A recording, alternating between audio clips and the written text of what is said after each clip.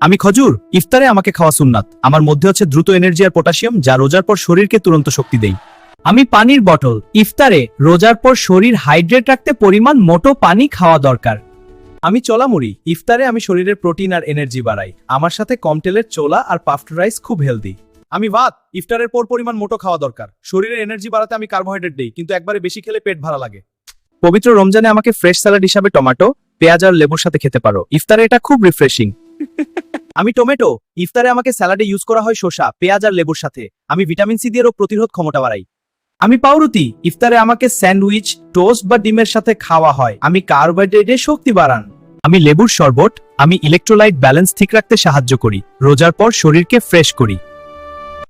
আমি সুন্নাত খাবার, আমার মধ্যে পটাশিয়াম আর ম্যাগনেসিয়াম আছে। আমি দ্রুত শক্তি দেই।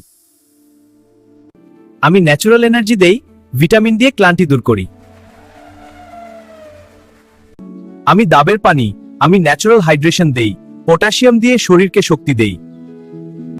আমি হালকা আর পৌষ্টিক, পাকস্থলীর উপর কম চাপ দেই।